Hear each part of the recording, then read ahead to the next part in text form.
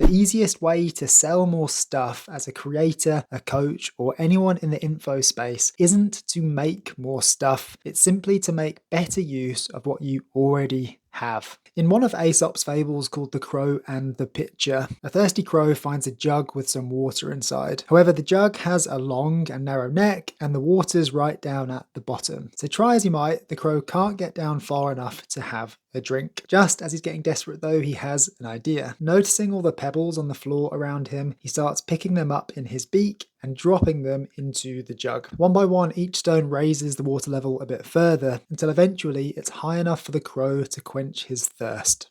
For me, the story of the crow and the pitcher is a useful metaphor to keep in mind whenever you're tempted to make something new to make more sales. Because to get more customers and clients, you often don't have to. Just like the crow, you probably have everything you need already to get the result you want. So in this video, I'm going to go through 3 principles and strategies that basically let you take what's lying around and make more money from it, which is obviously a big help when it comes to our ultimate goal of building a simple and super efficient business that can make great money from anywhere, working just 2 to 3 days a week or a few hours a day. If you want to learn more about who I am and why anyone should consider listening to what I have to say on these topics, I'll drop a link to my website in the description. But for now, let's dive into number 1 and a really powerful principle that can save you masses of time and effort and headaches. Change your offers, not your products. So one of the most valuable things that I've learned over the last couple of years is the difference between a product and an offer. A product is what people get if they buy. It's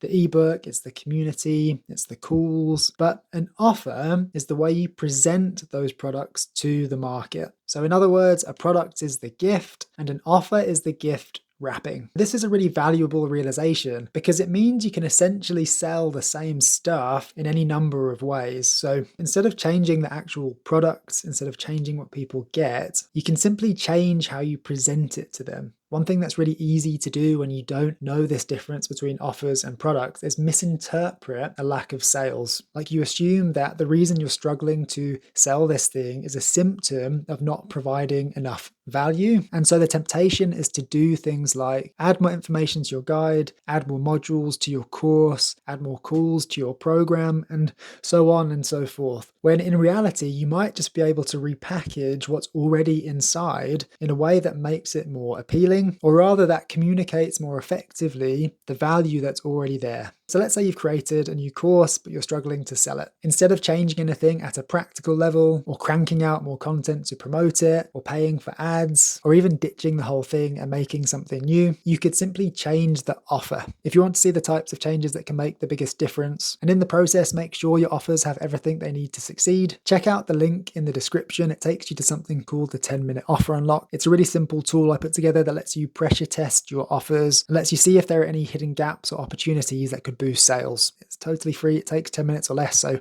I recommend checking that out. But in the meantime, now we know the difference between products and offers and why that's so helpful when it comes to using what you already have to sell more stuff. Let's move on to number 2, and a powerful strategy for taking your products and turning them into new offers. Before I get into what combos and cuts involves, I want to go through a few key points that I think set it in context and explain why it's so valuable. So firstly, when you're putting offers out to the market, all of us have to be aware that over time, if we're making the same offers to the same audience over and over again, eventually people stop paying attention. So it's a bit like ad blindness, where you stop seeing the ads on a web page, for example. Like your brain is just so used to seeing them that it's able to tune them out. A similar thing happens when people know the offer you're going to make them. They know what's coming, and so they lose interest. There's nothing to keep them engaged. That's one reason it's really important to mix things up and put new offers out there to the market over time. It just keeps people engaged and on their toes and more likely to continue paying attention to what you're talking about and the offers that you're making. So that's the first point I wanted to make. The second thing that's worth noting is that everyone in your audience has a different perception of value. Put simply, different people want different things, and importantly, we don't know what they are. And so because of that, by making new offers over time, you uncover the different types of demand that exist. In doing this, you generate cash flow, you tap into new segments of your audience and create a more efficient audience in the process, which means you don't need such a big one to hit your financial goals. And so that's the second point I want to make before diving into combos and cuts. The third one, just quickly, is that because of what we just talked about, like the difference between products and offers, you can make new offers that keep your audience engaged and uncover these new areas of demand without actually doing anything new or making anything new. So think about coffee, for example. A barista can take the same core components, coffee, milk, and water, and create lots of different variations that let people get the type of coffee they want. So cappuccino, latte, flat white, espresso, cortado, whatever. It's the same core ingredients, but used in different ways to meet the demand that exists in the market. That, in a nutshell, is the basic idea and power of combos and cuts. You take the elements of what you already sell, the products, and basically repurpose them in one of two ways. Combos is where you take individual elements and combine them to create new offers, and cuts or cutting is where you strip away individual elements from like a bigger overarching product or offer to create a new one. So let's say I'm a content coach and I sell a content creation course, but I also work one-to-one with clients. I could create a combo by selling that course with something like a one-to-one call, for example, or by selling specific modules from that course that made sense together in one sort of new package. But then let's say I also put my one-to-one clients into a community. I could cut away from my current offer by just selling community access without the one-to-one component, or I could sell again like individual modules from that course as standalone products. So as an example, not everyone in your audience will want the full course, but a few people in it may be interested in your specific module on hooks. Until you offer that, until you make that available, A, they can't buy it, B, you're missing out on that potential revenue as a result, and C, which is kind of the most important one of the lot, you just don't know that that demand exists. And so like I was saying before, by using combos and cuts, you get to explore and tap into the different areas of demand that exist in your audience without actually doing or changing or making anything new. If you want more information on combos and cuts and the strategy and how to use it in your business, I made a full video on it, which I'll link to somewhere on the screen. In the meantime, let's move on to number 3 and another crucial principle that lets you create a leaner and more streamlined business: treating everything as an asset. So combos and cuts is a powerful way to make more money from what you already have, but only because it treats the things that you have for what they are: assets. These days, I try to see everything that I make as an asset. So whether it's a Loom video explaining an idea to someone, voice notes that I'm sending to a client, Notion templates I use in my workflow, AI prompts that I've curated, or examples of good hooks that I've assembled into a doc. When you treat things like an asset, you turn the process of creating them from kind of a low leverage use of your time into an incredibly high leverage use of time, because you end up with a growing list of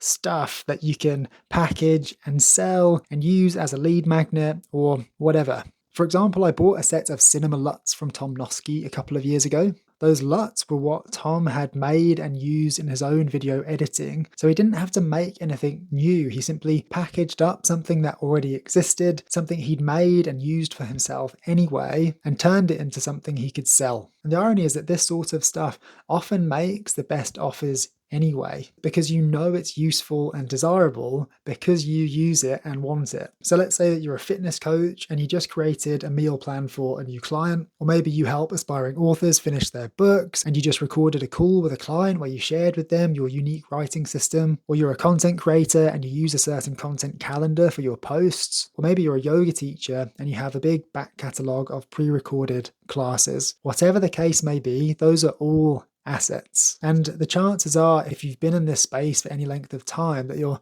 laptop's full of them. Like, you could be sitting on tens of thousands of dollars worth of IP without even realizing it. But as soon as you recognize that fact, it should become and start feeling exponentially easier to hit your financial goals. That brings this video to an end. By recognizing the difference between products and offers, by making combos and cuts from the various elements of what you're already selling, and treating everything that you make as an asset, you can take what you have and start selling more stuff with less effort. Once again, if you want to make sure that the offers you're putting out have everything they need to succeed, don't forget to check out the link in the description to the 10-minute offer unlock. And finally, if you want even more tactics and ideas and strategies that let you make more money in less time, check out this video next. Thanks so much for watching this one though. If you did get any value, please hit subscribe, and I will see you in the next one.